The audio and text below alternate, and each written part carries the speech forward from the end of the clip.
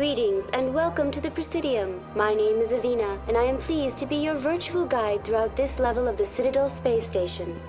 So are you a person or a program?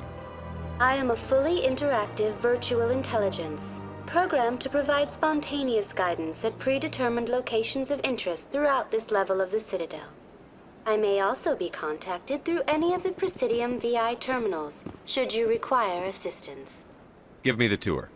You are standing at Presidium Tourism Terminal 1. On either side of this lobby are the embassies of the various Citadel races, along with CSEC headquarters. On the far end of this level, you can see the Citadel Tower, where the Council meets regularly to discuss matters of interstellar importance. I want to know more about Citadel security. Citadel security serves as law enforcement for all regions of the Citadel, though the majority of officers serve in the wards. Executor Palin, a Turian, is the current head of CSEC, but individuals from virtually every species across Citadel space serve as officers beneath him. If you wish to learn more, Executor Palin's office is located in the CSEC headquarters just across the lobby. Tell me about the embassies. Each species in Citadel space important enough to be consulted on matters of galactic politics maintains an embassy on the Presidium. The Volus were the first non-council species to be granted an embassy, roughly 2,384 galactic standard years ago. As Citadel space has expanded, more embassies have been added. The most recently added embassy belongs to your own species, humanity. It was added 19 galactic standard years ago, despite some rather vocal opposition. Why were people trying to keep my species out? Some species felt humanity was given preferential treatment. It often takes a century or more before a new species is granted an embassy. The Council gave a great deal of thought to this matter. In the end, they decided humanity's impact on Citadel space was significant enough to warrant an embassy. Do you agree with their decision? I am not programmed to make that kind of qualified judgment. My code is limited to information and simple interaction simulations. How come the Volus were the first species given an embassy? In the early years following the formation of the Council, the Volus were, apart from the Asari and Solarians, the most populous and widespread species in Citadel space. They established many new colonies and trading outposts, and they petitioned the Council for a greater role in determining interstellar policy.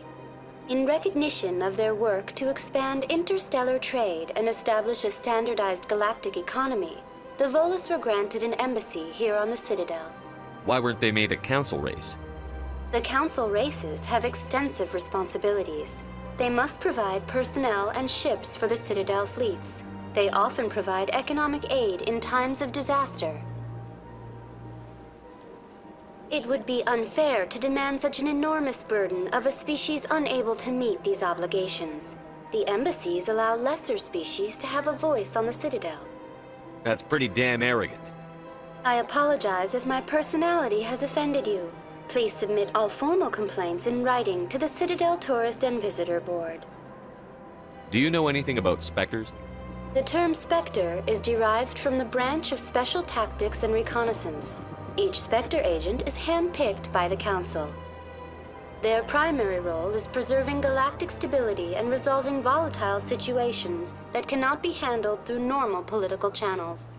In this role, they are granted extraterritorial rights and jurisdictions. Spectres answer to no law or authority except the Council itself.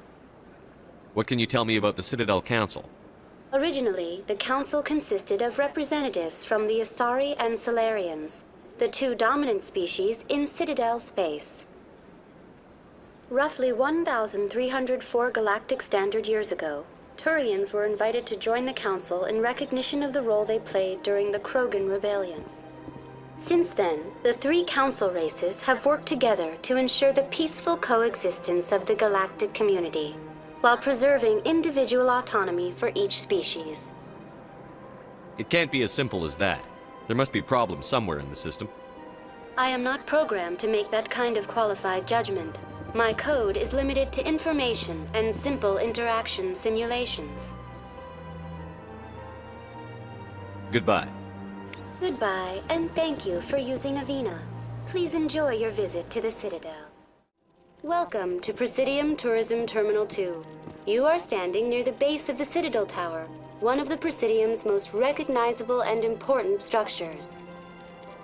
Behind me is the spectacular Relay Monument, a scale model representation of a Prothean mass relay. To your left is one of the Keepers, the enigmatic caretakers of the Citadel, working on a control panel. You may see Keepers involved in various tasks throughout all levels of the Citadel. We ask that you do not interfere with them in any way. The Keepers are essential to the smooth operation of the Citadel. Obstructing their daily work will result in harsh penalties, including incarceration and rehabilitation. I'd like to know more about the Keepers. Little is known about these peaceful servants of the Citadel, though they are essential to the operation and maintenance of the entire station. Citadel regulations protect the Keepers against interference during the performance of their tasks. Failure to comply will result in harsh penalties. Keepers can be seen in all sections of the Citadel, but are typically found in and around the tower. Any particular reason there are so many Keepers in this area? The Keepers do not communicate with other species. It is assumed, however, that the tower houses the Citadel's primary control systems. Many of the station's systems, such as navigation and life support, function automatically. It is believed the Keepers operate those systems from inside the tower's inaccessible core. The Keepers also make frequent appearances in the council chamber itself, though they appear to be just passing through on their way to some other destination. Tell me about the Citadel Tower. Housing both the council chambers and Citadel control, the tower is one of the most important buildings on the station. Access to these areas is restricted to those with the appropriate clearance. What happens in Citadel Control? Citadel Control handles all incoming and outbound transit. Every ship within 2,000 kilometers of the Citadel is under the jurisdiction of Citadel Control. At peak capacity, they are responsible for monitoring upwards of 1,000 vessels.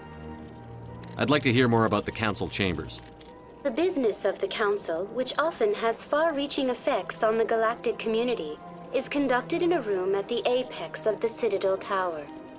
The Council chambers themselves are truly a magnificent sight to behold, though few get to experience the view in person. Typically, only the councilors, ambassadors, and high-ranking officials, along with various support staff, are allowed access. What if someone has business with the council? The average citizen must go through the proper channels if they wish an audience with the Council. This is usually arranged through their respective ambassadors. Even then, few are given access to the actual Council chambers. In most cases, the ambassador acts on behalf of the citizen. I'm scheduled to have an audience with the council.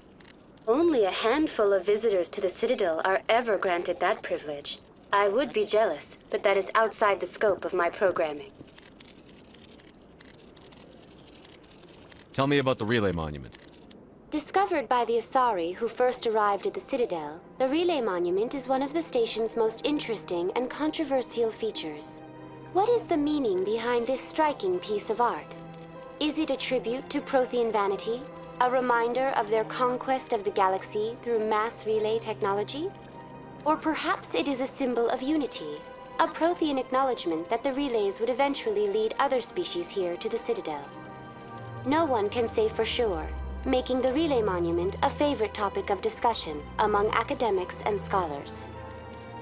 That's all for now. Thank you for using Avina. Have a pleasant day. Welcome to Presidium Tourism Terminal 3. Here in the financial district, a number of businesses offer various goods and services to their exclusive clientele. The statue you see before you was commissioned to honor the Krogan soldiers who gave their lives to protect Citadel space during the Rachni Wars. In the aftermath of the Krogan rebellions, several embassies petitioned to have the statue removed. However, this motion was eventually quashed by the Council. Tell me more about the Krogan rebellions. In recognition of their efforts during the Rachni Wars, the Krogan were granted several new colony worlds by the Council. Over the next 400 years, the Krogan species began to expand. Blessed with an extremely high birth rate, their numbers began to swell. Faced with a critical overpopulation crisis, the Krogan started a violent colonization of nearby worlds inhabited by other Council species. The Krogan rebellions had begun. For a full century, the Council and its member species fought to bring the Krogan under control. With the aid of the newly discovered Turian Empire, they were ultimately successful. You needed the Krogan to stop the Rachni, then you needed the Turians to stop the Krogan. So who's gonna stop the Turians? I am sorry, but that question is beyond my programming parameters. The Turians are members of the Citadel Council. They are not a threat to galactic peace. Why did the Council fight so hard to keep the statue? The Krogan were instrumental in saving the galaxy from the Rachni threat. The Council believed this historical fact should not be forgotten. The Council also hoped that preserving the memorial would improve diplomatic relations with the Krogan and bring about a peaceful resolution to the rebellions. Unfortunately, the Krogan refused to negotiate and only surrendered after their population and homeworlds had been ravaged by the Turians.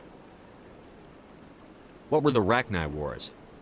Nearly 2,200 years ago, explorers seeking to expand Citadel space opened up mass relays leading to systems controlled by the Rachni.